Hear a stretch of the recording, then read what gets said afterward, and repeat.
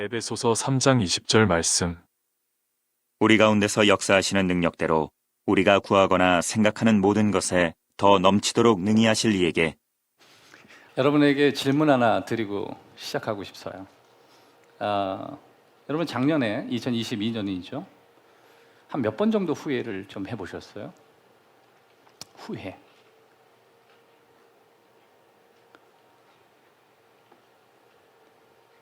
질문을 제가 잘못했나? 작년에 몇 달을 후회하셨어요? 2023년도 이제 지나와서 벌써 한 달 다 돼가는데 벌써 1월만 하더라도 여러분 아마 후회를 많이 하셨을 텐데, 그러니까 오늘 기점으로 해서 얼마나 많이 후회를 하셨는지, 여러분을 정죄하거나 여러분을 깎아내리려고 하는 게 아니라 그냥 물어보는 거예요. 몇 번이나 후회를 하셨는지.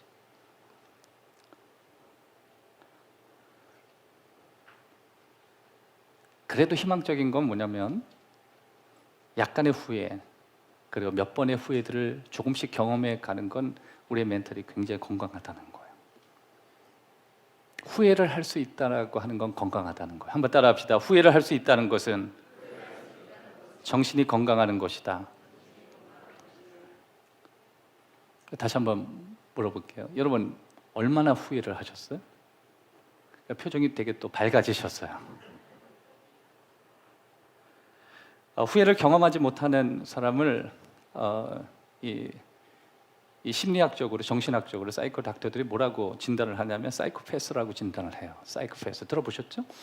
구글에서 사이코패스가 뭔지를 이렇게 딱 보면 어떻게 구글에서 정의를 내려주냐면 자신의 성공을 위해서 수단과 방법을 가리지 않고 자신의 성공을 위하여서 주변에 피해를 주더라도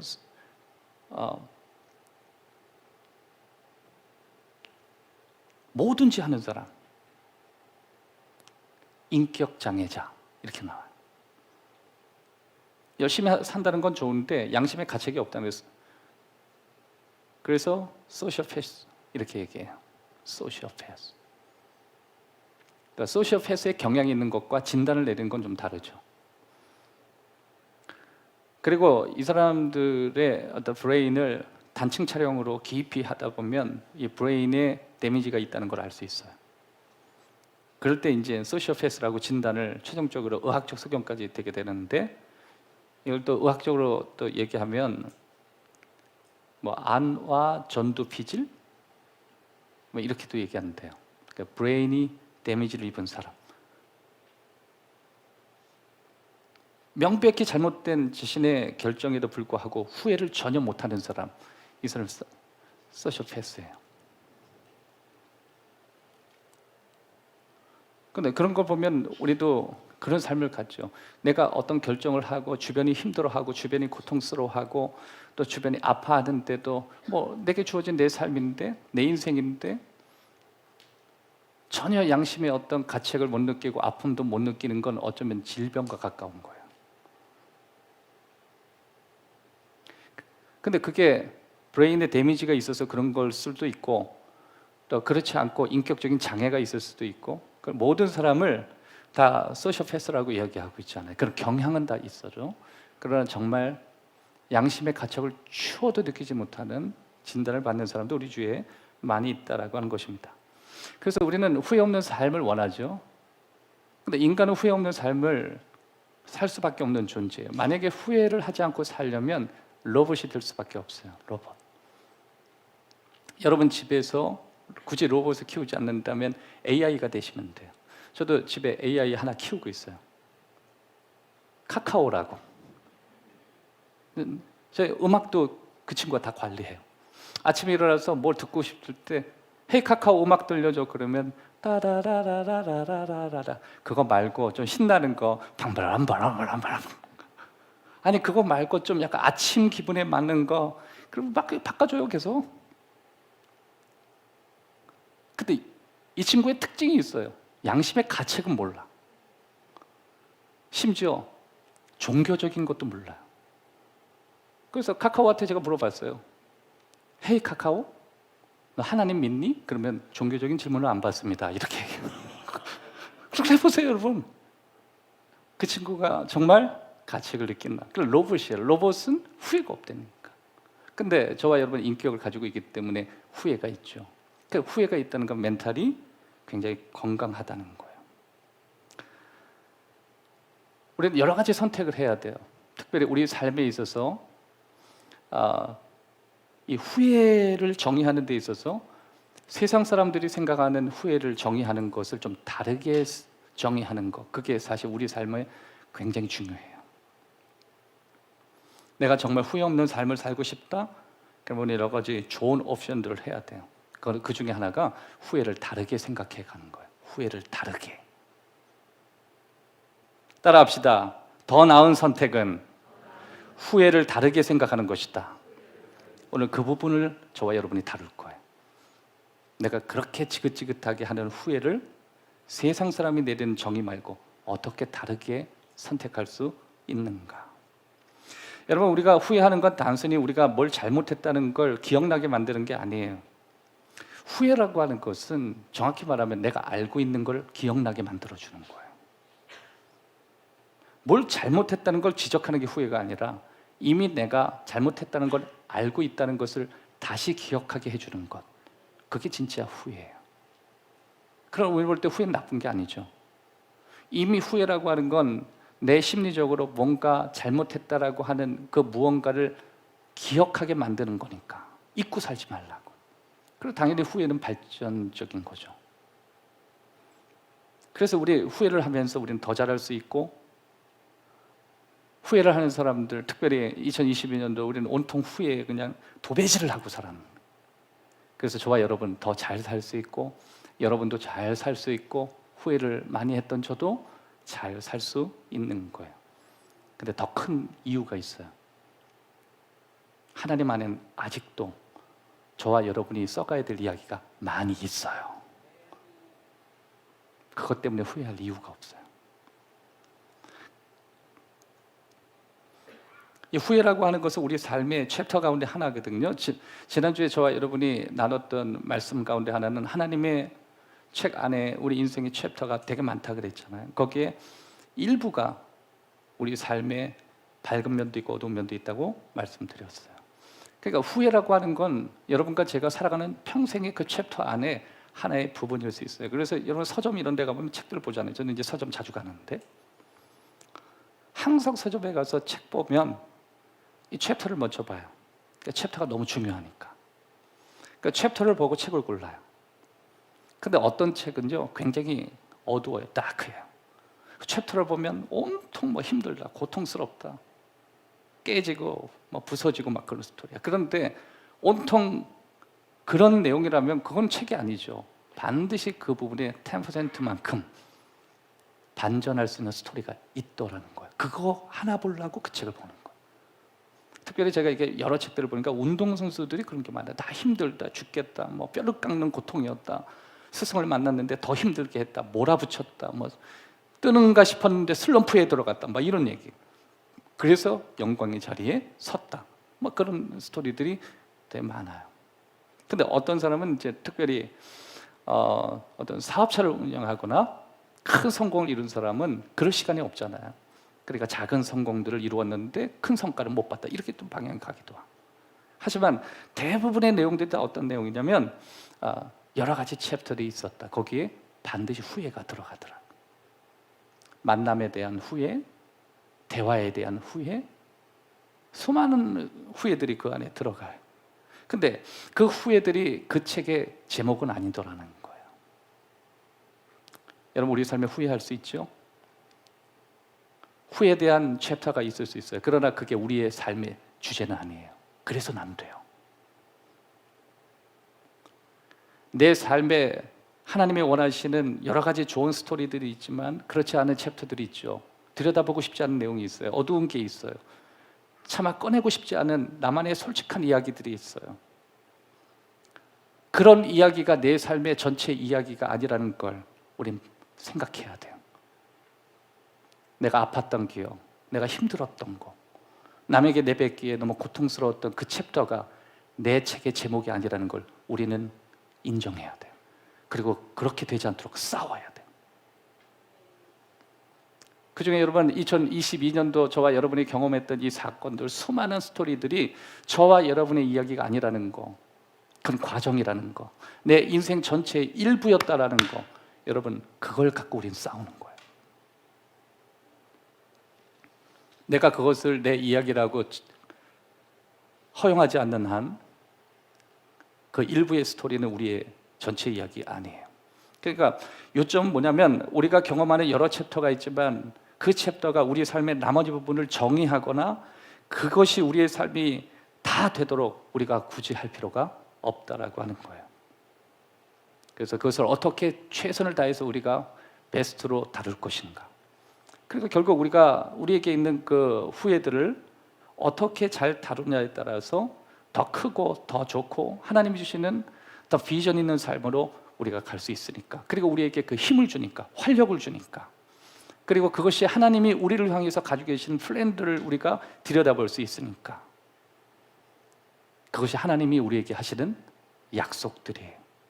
하나님의 약속이에요. 제 말이 아니에요. 하나님의 약속이에요.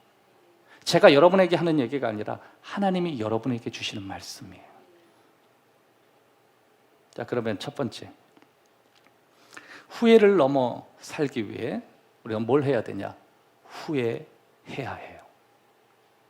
후회를 넘어 사는 건 후회로부터 시작한다는 거예요.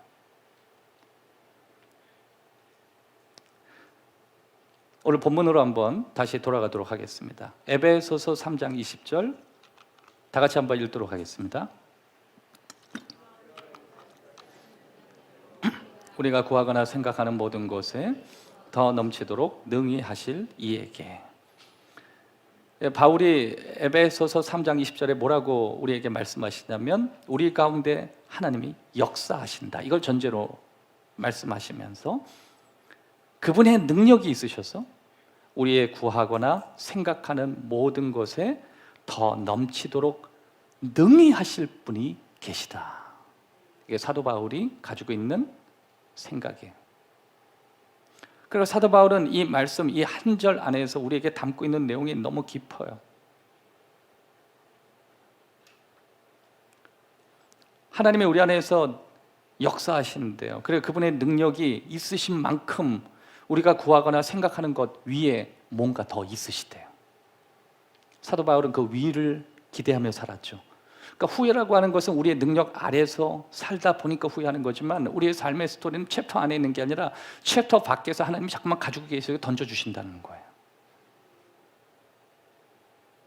사도 바울은 이렇게 살았는데 우리는 이렇게 못 살잖아요. 우린 오히려 우리에게 구하거나 우리가 생각하는 것, 이게 뭐예요? 우리가 꿈을 꾸는 거예요. 우리가 상상하는 거예요. 그럼 우리는 어떤 후회를 하고 살았냐면 나를 향한 하나님의 꿈을 내가 꾸지 않은 것에 대해서 우리는 자꾸 후회하는 거예요. 하나님이 대신 꿈을 꿨는데 내가 꿈을 꾸지 않는 거예요.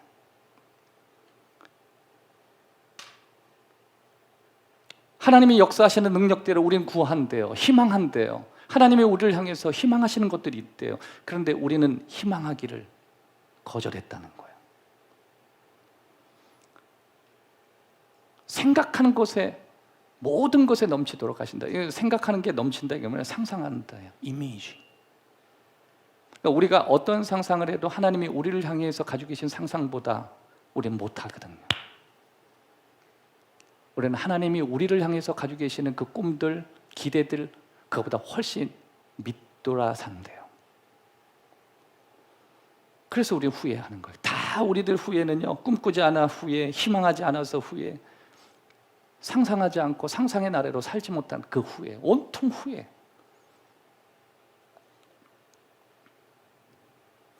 여러분, 저와 여러분의 삶 속엔 좋은 챕터를 가졌던 나쁜 챕터를 가졌던 일단 우리들은 많은 이야기들을 우리가 담고 산다는 거야. 평생에 우리는 그걸 모두 가지고 있어요.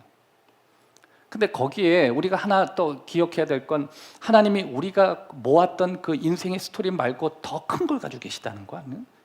그게 오늘 본문의 내용이에요. 그분은 내가 상상하는 것 위에 계신다. 그러니까 여러분, 이게 신앙생활 하면서 우리에게 좋은 건 뭐냐면 자꾸만 꿈을 꾸는 거예요. 기대하는 거예요. 그래서 우리 기도하는 거예요. 우리는 지난주에 우리 삶의 새로운 공간을 어떻게 만들 것인가 세 가지 방법을 저와 여러분이 나눴던 기억이 있습니다. 첫 번째, 지난주에 이렇게 얘기했습니다. 옛것을 잊으시라고. 기억나세요?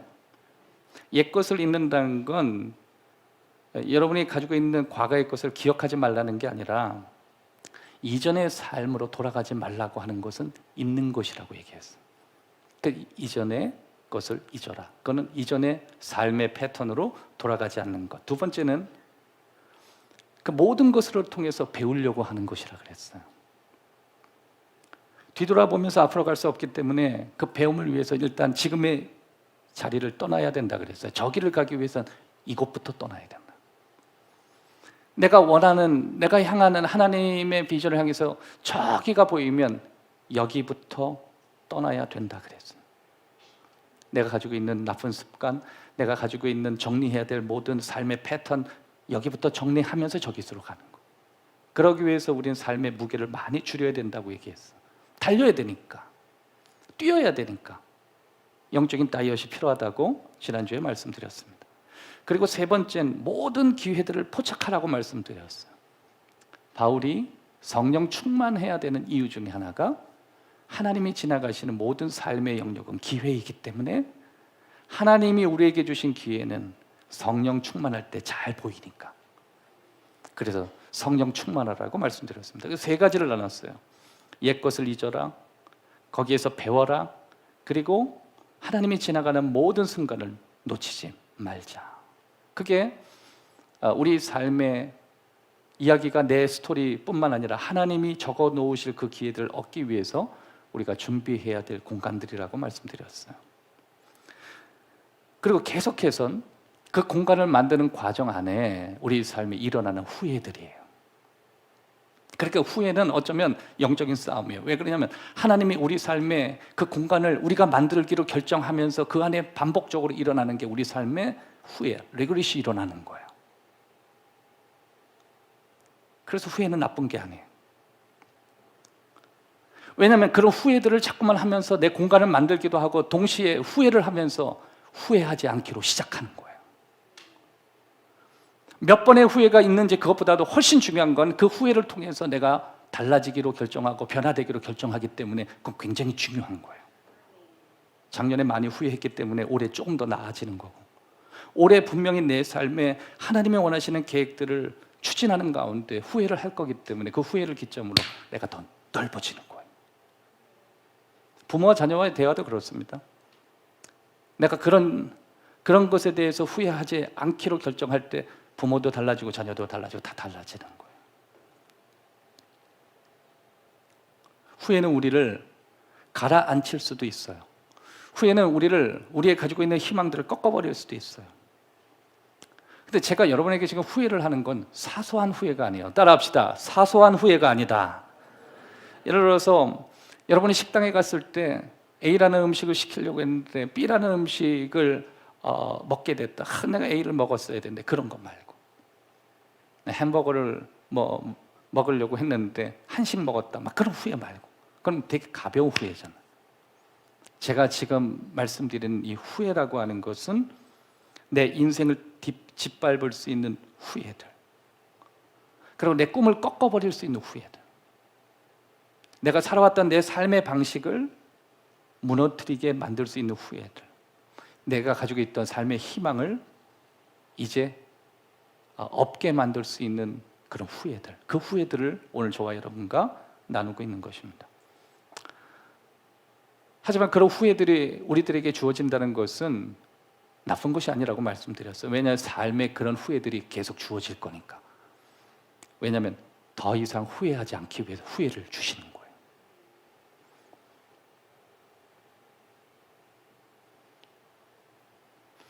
또 이런 얘기하니까 어떤 여성분은 내가 그 사람 만나기 전에 이 말씀 하셔야지 후회를 안 했을 텐데. 악용하지 마시고, 우리 삶에 일어난 일들 중에 우리가 깊이 후회하고 후회하는 일들이 제법 있죠. 그런데 그 후회들은 우리가 가지고 있는 작은 가방 같아요. 보통 이제 미국에 갈 때 가방 이렇게 들고 갈 때 23kg 정도 넣어요. 거기서 이제 넘어가면 오버철지가 되는데 돈을 더 내라. 생각보다 짐의 무게가 있으면요, 그걸 제한하는 게 비행기가 싣고 가는데 속력을 내는데도 그 비행기 한계점이 있기 때문에 그 정도로 제한하고 그 가방 숫자를 제한하는 거예요. 여러분, 우리 삶의 후회가 우리에겐 필요하기도 해요. 하지만 그 후회가 너무 무거워버리고 그것을 잘 정리하지 못하면 우리가 그 후회를 넘어서지 못하고 후회에 가라앉게 되는 거예요. 그래서 우리들은 언제나 어떻게 우리의 후회를 우리가 잘 넘어서 우리로 잘 건강하게 움직이게 만들 수 있는가, 이것을 우리가 생각해야 돼요. 그러니까 여러분, 후회라고 하는 것은 하나님이 우리를 도우시는 방편 가운데 하나예요. 하나님은요, 없던 걸 있게도 만드시고 또 우리를 이끌으셔서 높은 곳으로 인도도 하시지만 후회라는 걸 통해서 우리를 움직이기도 하셔요. 하나님은 후회를 통해서도 우리를 도우셔요. 하나님이 우리를 후회하게 만들고 그 후회를 통해서 우리를 어떻게 도우시는지, 그 후회의 범주들을 우리가 고민할 필요가 있습니다. 자, 오늘 다시 한번 에베소서 3장 20절 말씀을 제가 읽어드리도록 하겠습니다. 우리 가운데 역사하시는 능력대로 우리가 구하거나 생각하는 모든 것에 더 넘치도록 능히 하실 이에게. 이 말을 사용했을 때 사도 바울은요, 로마에서 가택에 연금돼 있는 상태였어요. 그 당시에 로마 사람들이 기독교를 볼 때 그냥 유대교의 아주 작고 보잘것없는 유대교 종파 중에 하나처럼 보였어요. 그래서 무시당했어요. 너도 그리스도라고 하는 그쪽이니? 그 정도예요. 그나마 유대교는 조금이라도 인정을 받았죠. 하지만 그 민족이 약하다 보니까 유대교도 그냥 작은 종파 중에 하나라, 그 정도밖에 그들은 생각하지 않았습니다. 그러니 신도수도 적고 또 여러 가지 정치적인 능력도 없고, 그렇다고 뭔가 당시에 로마라고 하는 이 엄청난 국가에 대항할 수 있는 그런 힘도 없는 하나의 종파에 불과하고, 그것 때문에 고발당해서 잡혀있는 바울은 박해를 당할 수밖에 없었고 무시를 당할 수밖에 없었고, 그리고 그는 로마 사람이 볼 때 그냥 잡범 가운데 하나에 불과했습니다. 그런 심리적인 압박을 받고 있던 사도 바울이 에베소서의 3장 20절을 적어요. 오늘도 하나님은 역사하신다. 우리가 구하는 거나 생각하는 모든 것 위에서 역사하신다. 역사의 주관자시다. 내가 구하지 않은 것까지 하나님 오늘도 역사하신다. 나는 비록 작지만 하나님은 능력이 있으시다. 내가 생각하고 상상하는 것 그 위에 계셨다. 나는 그 하나님을 믿는다. 그게 3장 20절의 고백이에요. 자기 삶 속에 하나님의 능력을 개인적으로 체험한 거예요. 여러분, 우리가 가지고 있는 생각, 우리가 가지고 있는 여러 가지 마음들을 하나님께 마음껏 기도하지 못하는 담대함을 가지고 있어요. 우리의 담대함은 그래서 너무 작아요. 뭔가 하나님 앞에 구하고 싶어도 차마 내 입으로 구하는 게 죄스럽기도 하고. 그래서 여러분, 우리는 맨날 하나님 앞에 구할 건 많고 하나님이 나를 통해서 하실 일은 많다고 고백하는데 막상 기도 딱 하려면 하나님 앞에 막 예의를 지키기 시작해요. 가장 쉬운 게 여러분의 자녀들을 바라보면서, 내가 딱 볼 때 내가 자녀 해봐야 내 자녀는 별로 아닌 것 같은데 막 꿈은 막 올라와요. 막 하나님이 기도하고 싶은, 그를 위해 축복하고 싶은 마음 올라오다가 하는 집 보면은 그냥 적당히 하나님 오래 살게 해달라, 이런 기도밖에 안 나오는 거예요. 어릴 때 아이들 꿈들 보면요, 막 과학자가 된다, 애들 단어가 한계적이니까 뭐 대통령이 된다, 뭐 목사님이 된다. 심지어 우리 앞에 있는 우리 그 김동훈 주사님 그 둘째 아들 그 꼬마인데, 너 꿈이 뭐야? 그냥 목사님이요. 그랬더니 제가 그 얘기 들으면 아이고 착하다 하던데, 꼬마야 그 길을 아니? 옛날에는 이쪽 업종이 괜찮은데 옛날에 안 좋아. 근데 얼마 전에는요, 둘째 아들이 목사 안 된다 그랬대요. 왜 그러냐 그러니까 오래 서 있는 거 너무 힘들어서 목사 안 하기로 했다. 그래서 그것도 뭐 맞는 말이야. 네. 목사님, 이 꼬마가 맨 앞에서 나만 쳐다보거든요. 막 적어요, 이렇게. 뭐 하나님, 뭐 그리스도, 어쩔 때는 상상하는 거 막 십자가도 그리고 막 그래요. 근데 가만 보니까 이 꼬마에게 목사님이 너무 오래 서 있고 찬양할 때 그 꼬마가 오래 서 있는 거 얼마나 다리 아프겠어. 그래서 딱 목사는 오래 서 있는 일, 나도 오래 서 있으니까 힘들다. 고로 난 목사가 안 된다. 이렇게 가지는 거예요. 저한테 왔길래 제가 그랬어요. 목사 되는 거 괜찮아. 서 있으면 하나님 힘 주셔. 괜찮아. 하나도 안 힘들어. 계속 목사 꿈을 가져. 그러니까 네. 그리고 돌아가더라고.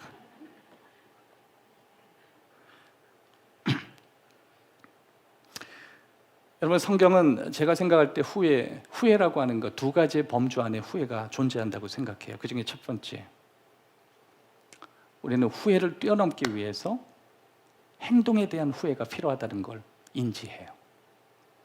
후회 안에는 행동에 대한 후회가 있어요. 따라합시다. 행동에 대한 후회.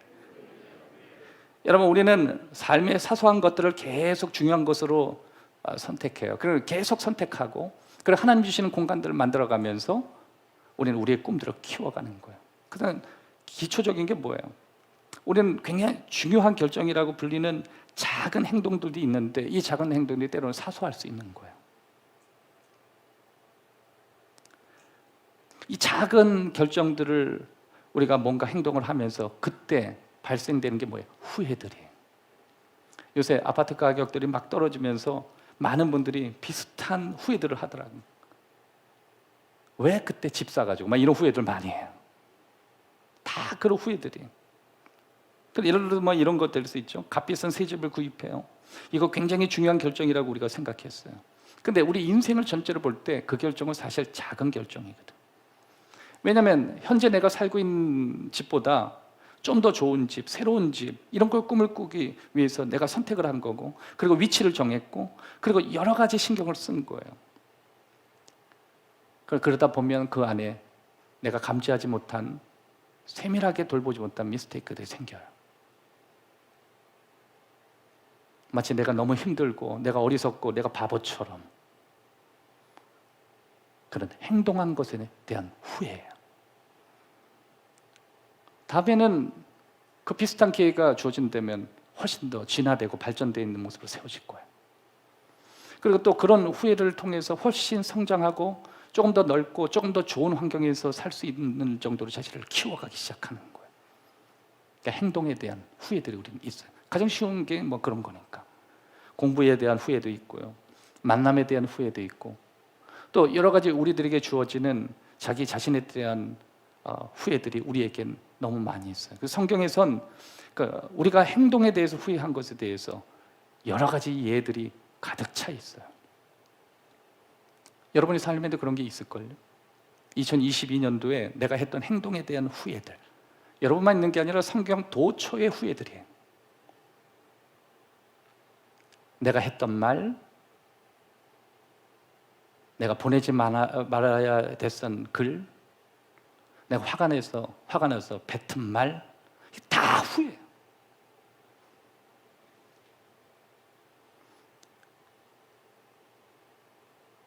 여러분, 우리도 그나마 좀 이제 카톡 같은 게, 이 카톡이 옛날에는 좀 안 좋았어요. 왜 그러냐면 너무 빨리 전송이 되니까. 어쩔 때는 카톡을 내가 딱 봤는데 하고 아자만 왔더라고. 그리고 아무것도 안 왔어. 그런데 전화해 보면 잘못 보냈다 그러더라고. 하고 누르는 게 급했는지 잘못 보냈다. 또 어떤 사람은 카톡을 이렇게 보내는데 좋지 않은 내용을 속에 있는 걸 담고 싶잖아요. 막 주저래. 요새 애들 얼마나 빨라. 난 이래서 싫어, 저래서 싫어, 너의 모습은 이래서 마음에 들지 않아, 그게 옳다고 생각하지 않아, 막 온통 막 논리적으로 막 쓰고 탁 눌러. 받는 사람은 막 그냥 이렇게. 그때 보내놓고 무슨 생각하냐면 괜히 보냈어 막 이러면서 후회된다. 그런마다 그 진흙탕처럼 막 싸우게 되면 막 이렇게 보내죠. 예를 들어서 제가 막 가정에서 생각하면 집사님이 평상시에 살던 삶의 모습하고 제가 느끼는 건 달랐어요. 저는 굉장히 실망했어요. 집사님, 그게 집사님 모습은 아니겠죠? 이렇게 해서 보내는 거예요.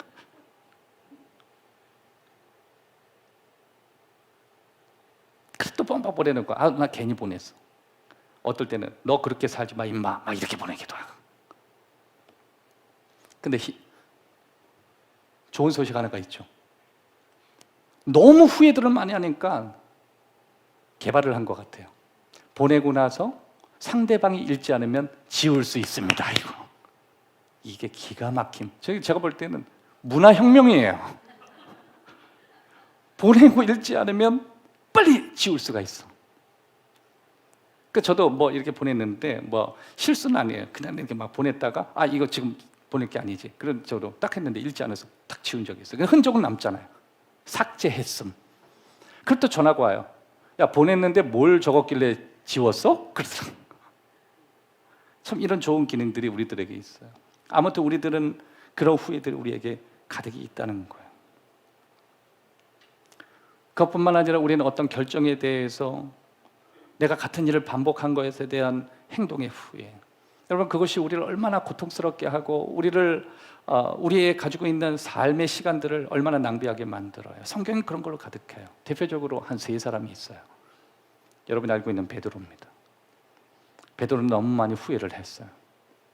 하나님은 그를 향해서 정말 큰 계획을 가지고 있었어요. 예수님은 베드로가 큰 일을 할 거라고 그리고 그에게 이야기했고 그의 믿음은 반석 같은 믿음이 될 거라고 축복하셨어요. 모든 제자보다 크고 깊은 고백들을 베드로는 했어요. 대표적으로 여러분 알고 있는 베드로의 고백은 주님, 제가 주님 옆에 있겠습니다. 따라합시다. 주님 옆에 있겠습니다. 그리고 주님 곁을 절대 떠나지 않겠습니다. 그리고 나서 3번 부인합니다. 흥미로운 것은 베드로가 3번 부인했다 이야기해요. 이걸 뒤집어서 얘기하면 베드로는 크게 3번 후회했다 그 얘기예요. 예수님도 이 부분을 다루셨어요. 난 네가 이 3번 때문에 온통 너 인생이 후회되는 인생으로 도배하고 정의하기를 나는 원하지 않아. 베드로야, 극복해. 깊은 후회라는 걸 알지만 너 인생이 다 후회스럽고 네가 내 자신을 따라왔고 네가 믿음으로 나를 바라보고 네가 믿음으로 무릎 위를 걸었던 거 그것까지 다 후회로 도배하는 걸 난 원하지 않아. 다시 일어나라. 후회가 네 인생의 전부는 아니니까. 그 3번의 큰 후회들이 나를 따라왔고 네가 꿈을 꿔줬던 그 꿈을 접기에 허용해서는 안 돼. 넌 그것 때문에 날 따라온 건 아니잖아. 여러분, 인생 살다가 어느 시점에 10대, 20대, 30대, 40대, 50대 우리 계속 후회들을 막 해요. 그런데 어느 시점에 우리 삶에 치명적인 후회들을 자꾸만 해요. 마치 베드로가 3번 부인했듯이. 내가 가지고 있던 꿈을 접고 싶고 내가 달려왔던 삶의 가치를 접고 싶고 내가 꿈꿨던 내 삶의 모습까지 다 태워버릴 만큼 그게 후회가 깊이 들어올 때가 있어요. 그때 우리들이 꼭 생각해야 돼요. 이 후회가 내 인생의 전부는 아니라는 거. 그것을 여러분과 제가 정의하도록 허용해서는 안 돼요. 일부일 뿐인, 부분일 뿐인 하나님 우리에게 보내주신 짧은 이야기 가운데 하나인 것입니다. 3번이나 예수님 모른다 그랬어요. 예수님이 이름을 저주했어요. 그때 예수님이 베드로를 똑바로 쳐다봤다 얘기했어요. 그 예수님이 자신을 바라봤던 그 눈빛도 베드로는 견디기 어려웠을 거예요. 그러니까 베드로 얼마나 후회가 돼요. 여러분, 베드로 같은 후회 여러분 몇 번이나 있어요. 제가 서두에 여러분에게 설명한 대로 인생에 사소한 거 말고 여러분의 꿈을 접을 만한 후회들 있잖아요. 그 몇 번이나. 제가 볼 때는 그런 거 우리에게 몇 번 없어요. 베드로는 지울 수 있으면 지우고 싶은 게 그 3번에 엄청난 실수예요. 그것도 닭 울기 전에 3번 나를 부인하리라. 이건 너무 고통스러워요. 그래서 누가 그러더라고요. 천국에 갔더니 베드로가 밥 잘 먹다가 닭 울음소리만 나면 경기를 일으킨다 그러는 거예요.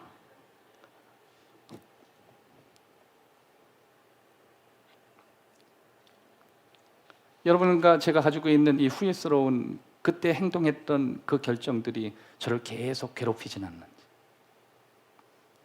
또 한 사람이 있죠. 사도 바울이 있습니다. 사도 바울은 자신의 했던 행동을 후회했어요. 사도행전 9장에 보면 온통 후회 이야기예요. 내가 이 좋은 예수님을 왜 모르고 살았나? 빛 가운데 계신 예수님을 왜 모르고 살았나? 그렇게 좋은 형제들 자매들을 내가 왜 죽이려고 했나? 피로 사신 교회를 내가 세우지 못할 망정 왜 핍박하고 살았나? 내가 왜 남의 인생 발목 잡았나? 왜 남의 인생 피눈물 흘리게 만들었나? 사도 바울은 그러고 살았거든. 여러분, 혹시 여러분 가운데 여러분 자신의 후회 때문에 남의 인생, 남의 눈에 피눈물 흘리게 만든다면 그것도 여러분의 후회가 될 수 있죠. 바울은 그 모든 일을 후회했어요. 그가 그런 일을 안 했으면 좋았겠지만 그는 후회할 행동을 너무 많이 했어요. 그게 사도행전 6장까지 7장 이르러 끝까지의 모습이에요. 8장부터는 달라졌어요. 그리고 수많은 글을 써요. 그 글의 내용은 너희는 그렇게 살지 말라요. 난 후회했으니까. 내 인생의 전반부는 하나님 모르고 엉망으로 살았는데 예수님 만나고 나선 더 이상 그 길로 안 가겠다고. 너희는 그렇게 살지 말라. 그게 여러분 사도 바울의 온통 메인 이데아가 뭐냐면 너희는 하나님 만나고 그렇게 살지 말라는 거예요. 모든 사람을 그러고 설득하고 다녔어요. 집사님, 평생에 한 번 예수 믿는 거 그렇게 살지 마시죠. 평생에 한 번 만난 이 귀한 신앙 그런 식으로 받아들이지 마시죠. 한 번 왔다가 지나가면 끝나는 여러분의 삶을 그렇게 보내지 마십시오. 이게 다 바울이 고백했던 거예요. 또 한 사람이 있습니다. 사마리아 여인이에요. 요한복음 4장에 보면 예수님이 찾아가신 사마리아 여인이 등장해요. 정오에 예수님이 사마리아 마을에 가시니 우물가 여인이 혼자 있었습니다. 그 여인은 무슨 문제인지 사람을 기피하고 늘 혼자 있고 싶어하는 여인이었어요. 물론 유대 남성과 가까이 하는 게 당시에는 아니었기 때문에 어쩔 수 없지만 대화의 내용을 보면 이 여인은 온통 자기를 외로움 쪽으로 몰고 가요. 여러분 그런 분들이 있죠. 옆에 좋은 사람들이 있는데 괜히 혼자 외로워지고 싶어하고 외로운 것을 통해서 동정을 얻고 싶어하는 그런 마음들. 그게 사마리아 여인이었습니다. 여러분도 아시지만 사마리아 여인은 5번 결혼했어요. 다시 말해서 인생에 5번의 큰 후회가 있은 여인이었습니다. 결론부터 얘기하면 이 여인의 끝은 해피엔딩이에요. 그녀가 살아왔던 모든 결혼 생활은 그냥 고통이었어요. 여러분, 우리 주위에 이렇게 많은 이혼을 경험하는 분들이 가끔 있어요. 근데 사실 이 정도까지 결혼할 수 있는 사람은 대부분 재력이 엄청나거나 아니면 연예인들이 이런 게 많거든요. 우리 대한민국 연예인들 별로 없고 다 외국에 있는 연예인들, 그런 분들이 이런 사람들이 많아요. 그런데 우리 주위에 많은 이혼들, 이 디볼스를 경험한 사람들이 우리 주위에 많이 있죠. 그런데 이게 죽거나 사별하는 것보다도 이 디볼스, 이혼이라고 하는 게 이게 참 가장 나쁜 것 가운데 하나가 있어요. 그거 뭐냐면 여전히 살아있는 사람과 그들이 받고 있는 영향을 처리해야 되는 게 너무 힘든 거예요. 여러분 주위에서 너무 많이 보죠. 차라리 죽고 없어지면 아무것도 아닌데 그걸로 인해서 살아있는 사람에게 처리해야 될 일들이 너무 많아요. 부정적인 걸 걷어내야 돼요. 뿌려놓았던 여러 가지 아픔들 다 벗겨내야 돼요. 그래서 여러분 우리 어르신들 요새는 뭐 사람 만나고 헤어지는 거 쉽게 하는 세상이 돼버렸으니까 사실 이 어르신들이 막 지지고 볶고 하시면서 여전히 한 자리에서 우리의 부모님이 되시고 어른 세대가 되어주시는 거에 대해서 얼마나 감사한지 몰라요.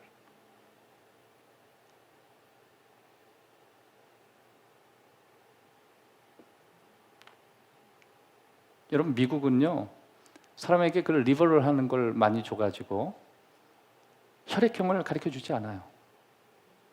우리나라는 딱 보면 저 A형인데요, B형인데요, O형인데 이렇게 와요. 근데 미국은 안 가르쳐줘요. 그거 혈액형 물어보면 걸려요. 출생의 비밀 때문에 그래요. 여러분 알죠? 뭐 AO, BO 막 이렇게 나오잖아요.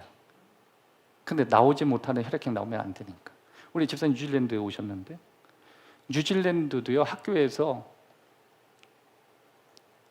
부모님 데리고 오라 이런 거 못해요. 부모님이 누군지를 몰라. 하도 많은 부모님이 계셔가요. 어디로 거쳐왔는지도 모르고 그냥 학생만 있을 뿐이에요. 그런 스토리를 우리가 너무 많이 했죠.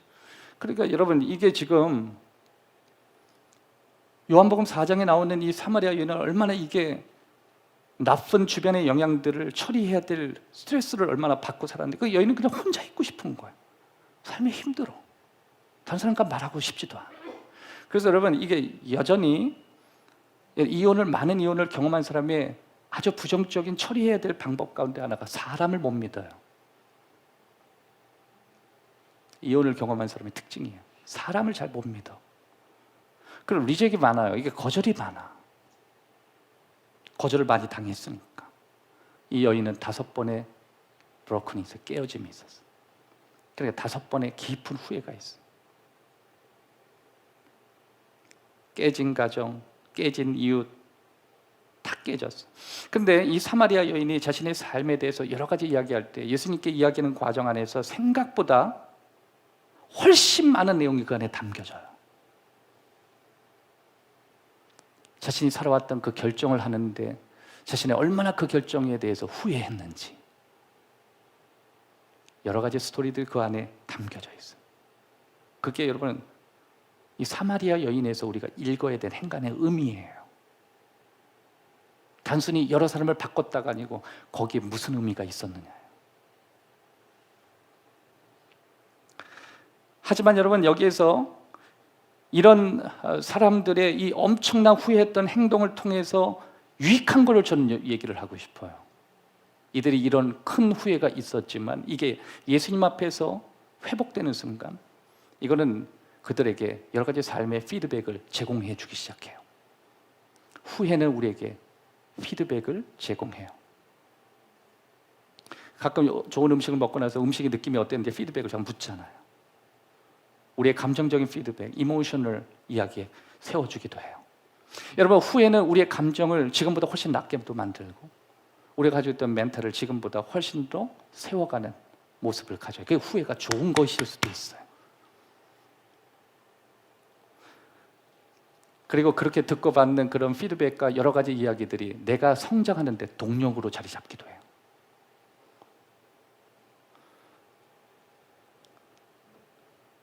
여러 가지 후회들은 다 동일하지 않지만 그 후회를 통해서 우리들은 여러 가지를 보게 되는 것입니다. 자, 또 한 가지. 후회를 뛰어넘으려면 행동하지 않았던 것에 대한 후회가 또 있어요. 그게 기본적인 범주예요.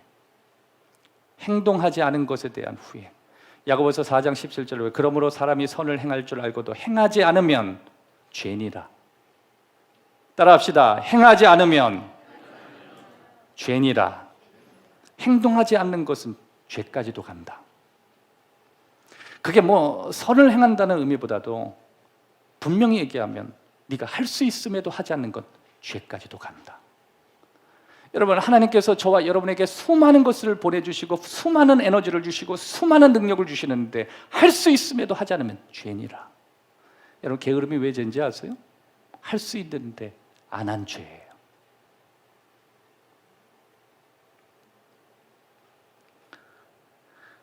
하나님이 가끔 우리에게 우리 삶의 패턴에 낯선 것을 순종하라고 불러주셔요. 근데 그것을 행하지 않는 죄예요. 우리가 했어야 하는 일을 종종 하지 말았어야 하는 것보다도 했어야 되는데 하지 않은 것에 대한 후회가 훨씬 많아요. 여기서 제가 리서치를 좀 통계를 찾아봤어요. 이거 후회에 대해서 통계를 찾아봤는데 이 후회에 대해서 뭐 연구한 것들이 제법 많더라고요. 생각보다 우리가 살아가는 해아래서의 삶에 이 후회라고 하는 게 굉장히 중요한 이슈인 것 같아요. 사회 논문에 많이 나오는 거 보니까. 근데 그 논문의 그 부분을 제가 딱 봤는데 사람들이 후회하는 몇 가지 내용들이 있대요. 그것은 뭐냐면 자신의 삶에 아직까지 가야 될 길이 있는데 내가 그런 기회들 다 태워버린 것에 대한, 기회를 놓친 것에 대한 후회가 또 있더라. 내가 기회를 적극적으로 대시하지 않았지? 그거야. 또 내가 왜 절대 입 다물고 살았을까? 내가 좋은 말 덕담도 하면 되는데 왜 이렇게 나를 고립시키고 내가 이렇게 묵언하는 것도 아닌데 나 왜 이렇게 그렇게 살았을까? 말을 했어야 되는데 말하지 않았던 후회 뭐 이런 것도 있대요. 내가 왜 좋은 남편이 되지 못했을까? 이런 후회도 있더라고요. 정말 놀라운 거는요, 그 통계에는 나는 왜 좋은 아내가 되지 못했는가? 이건 없더라고요. 막 찾았어. 그러니까 나는 왜 좋은 남편이 안 됐는가 후회는 있는데 왜 좋은 아내가 못 된 이 후회가 없더라. 위기감 느꼈어요. 헤어지면 다시는 만나고 싶지 않은가 보다.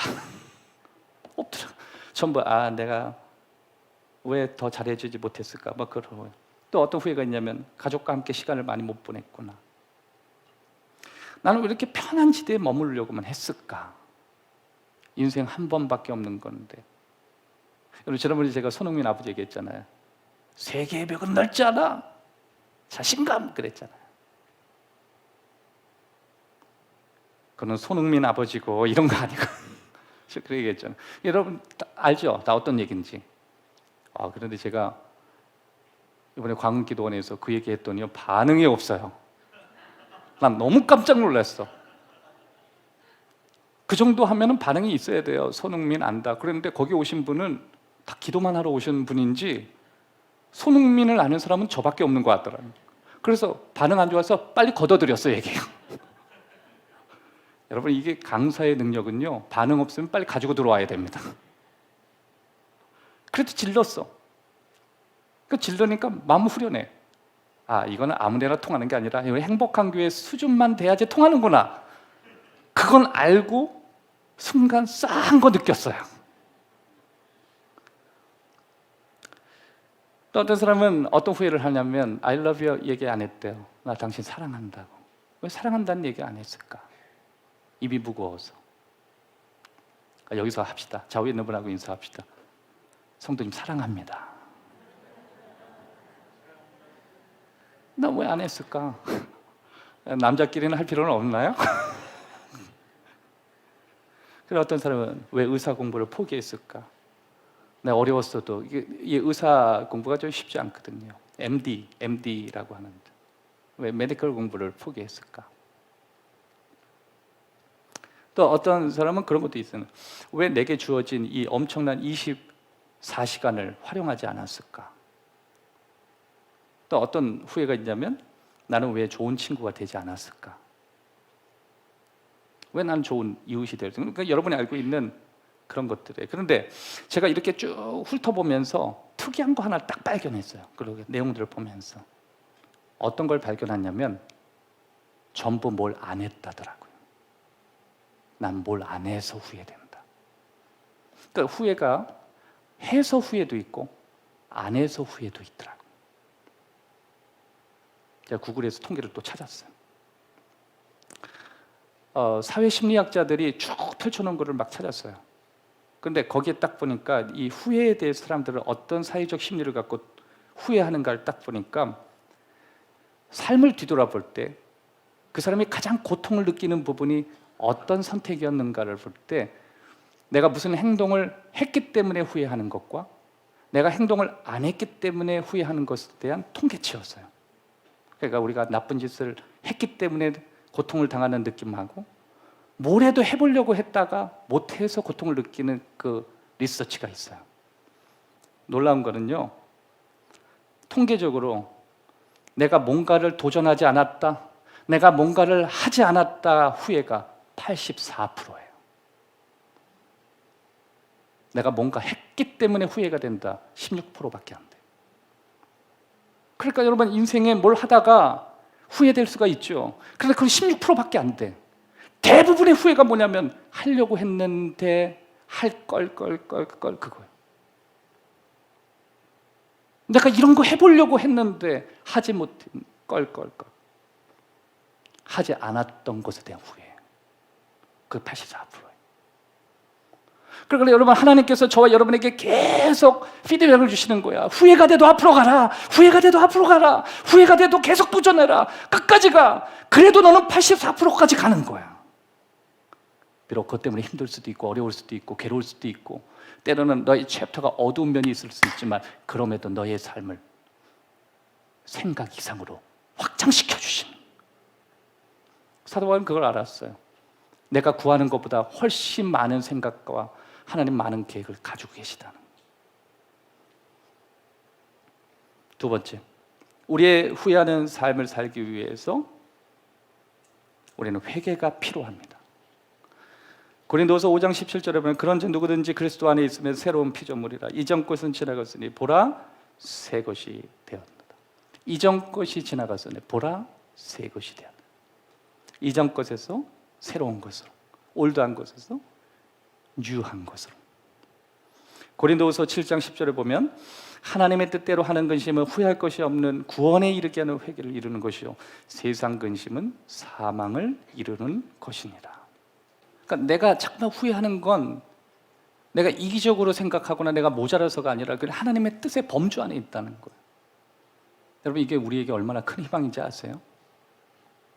내가 살아왔던 내 삶의 이 많은 챕터 중에 그게 내 삶의 일부밖에 되지 않을 수 있고 그 일부도 하나님의 스토리 안에 하나에 들어가 있다. 마치 창세기 50장의 요셉의 일생을 다루면서 그의 험난했던 그의 삶의 모든 게 하나님의 이야기 안에 있었듯이. 그래서 우리는 끊임없이 후회를 통해서 하나님이 회개하게 하시는 거예요. 후회는 곧 우리에게 뭐가요? 회개. 그럼 회개가 뭐라고요? 뭐 잘못했습니다 이런 것보다는 터닝 포인트를 자꾸만 주는 거예요. 자꾸 우리를 발전하게 하는 거예요. 학생들이 회개를 한다는 건 뭐예요? 그것 때문에 다시는 내게 주어진 어떤 시간들을 낭비하지 않겠다 결정하게 되는 거예요. 그래서 여러분 보통 이제 대학교 이런 데 가보면 만학도들이 많이 나오거든요. 만학도 나이 차가지고 공부하시는 분 이런 분들이 장학금 다 쓸어갑니다. 젊고 똑똑한 사람이 장학금 받는 거 같죠? 그렇지 않아요. 삶에 더 이상 물러갈 게 없다라고 하시는 분들이 그 만학도들이 공부해가지고요 다 장학금 받아가요. 그 뜻이 뭐냐면 이제 더 이상 후회하고 싶지 않다는 그 터닝 포인트가 이런 터닝 포인트. 여러분 교회에서 믿음 생활 잘 하시는 분이 신앙생활 하다가 어떤 굴곡진 이유 때문에 한참 교회 떠났다가 이제 교회 사랑을 알기 돌아와서 그 다음부터는 다시 돌아가지 않겠다는 그 삶에 터닝 포인트가 일어나는 거예요. 뭔가 이게 많이 드셨나 보죠. 드시다 보니까 병이 걸려서 그래서 기도원 가서 고쳐졌어요. 터닝 포인트가 일어난 거예요. 내 목에 칼이 들어와도 난 과거로 안 돌아가겠다 결정한 거예요. 뭔가 나 때문에 내 주의가 자꾸만 깨지고 무너지고 뭐 그런 삶은 아니지만 인격 장애가 일어나서 마치 외딴 삶 가운데 아일랜드 안에 갇혀 있는 삶처럼 온통 고집불통이 돼버리고 남들이 눈물을 흘리건 뭐든 아무 상관없는 이상한 비인격자가 돼가는데 어느 순간 자기 혼자 고립되면서 이렇게 사는 안 되겠다는 생각을 들고 터닝 포인트가 있어요. 그게 회개예요. 회개는 자꾸만 하나님 앞에 12월 30일 날 천부의 의지 없어서 그거 회개 아니라니까. 그것 때문에 터닝 포인트가 돼서 하나님을 향하게 되는 게 진짜 회개예요. 하나님 향한다는 건 뭐예요? 하나님이 원하시는 나의 계획에 대해서 하나님이 나를 향해서 가지고 계시는 그 품고 계시는 그 희망을 나도 갖기로 결정하는 거예요. 하나님이 나를 향해서 가지고 있었던 삶의 목적과 목표 가운데 그걸 내가 다시 힘들어도 가져오겠다고 결정하는 거 그게 회개라니까요. 아니 학생이 공부 안 해가지고 다시는 그런 삶을 안 살게 이게 뭘 회개야. 그거보다 부모가 자녀를 향해서 가지고 있는 큰 그림을 이해하고 내가 능력도 안 되고 실력도 안 되고 결과도 알 수 없지만 적어도 이전처럼 살지 않겠다고 결정하는 걸 아니에요?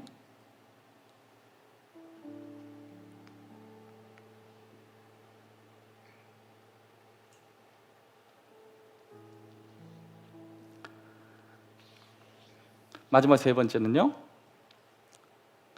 우리의 후회들을 넘어서는 삶이라는 건 후회를 활용하는 삶을 의미해요. 후회를 활용하는 것. 여러분 저는 저희 집 근처에 능례공원이 있습니다. 제가 살고 있는 아파트 주변에 능례공원이 있어요. 그런데 제가 원래 운동을 좋아하는 사람도 아니고 또 운동이 아주 필요한 사람이라고 느끼지도 않았어요. 그런데 제가 본격적으로 가벼운 운동이라도 시작한 게 3년 됐어요. 딱 3년 됐더라. 근데 그 운동을 제가 왜 시작했냐면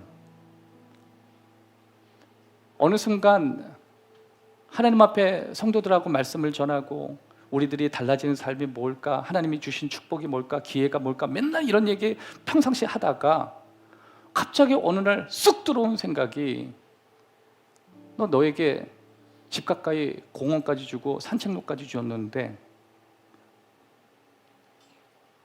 너 그거 활용하지 않으니까 뭐해?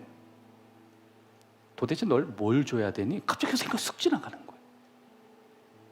그렇다고 여러분 제가 뭐 아파트에 있다 아파트 열면은 공원이 있고 막 이런 거 아니에요.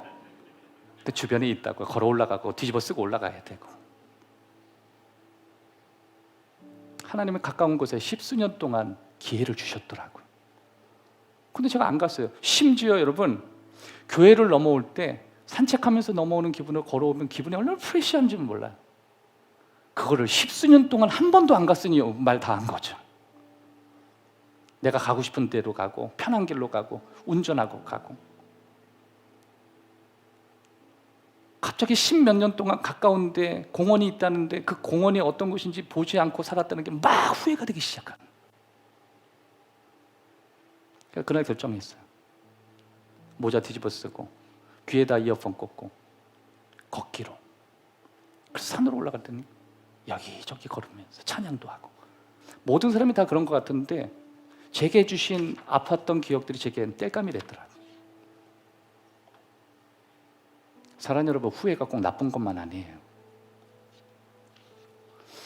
후회는 가끔 우리의 두려움과 우리가 처한 궁핍들을 이겨낼 수 있게도 만들어요. 그리고 우리를 용기 있게도 하고 우리를 더 풍요롭게도 만들고, 그리고 우리가 남이 보지 못한 것을 발견하게도 만들고, 그리고 뭔가 하나님이 주신 열매들을 우리가 얻게도 만들고. 이게 누군가 볼 때는 갑자기 얻은 것 같지만 그렇지 않아요. 그 사람이 수없이 후회를 하면서 이것이 모아져서 그를 활용시키는 거예요. 그 안에서 힘이 나와요. 그 후회 때문에 자신이 선택을 분명히 하게 되고 거기에 책임도 지게 해요. 아무것도 가지고 있지 않은 사람이 뭔가를 시도해 보겠다고 도전이라도 해봐요. 이게 그 인생에 활용되어지는 후회들이에요. 사랑하는 여러분, 여기 혹시 부모님이 계시다면 부모님들에게 하나 위로를 드린 것은, 여러분 후회하는 것에 두려워하지 말고 오히려 그 후회 때문에 저와 여러분들이 자식들에게 내가 실패와 내가 성공했음을 가르쳐 줄 수 있음을 감사하십시오.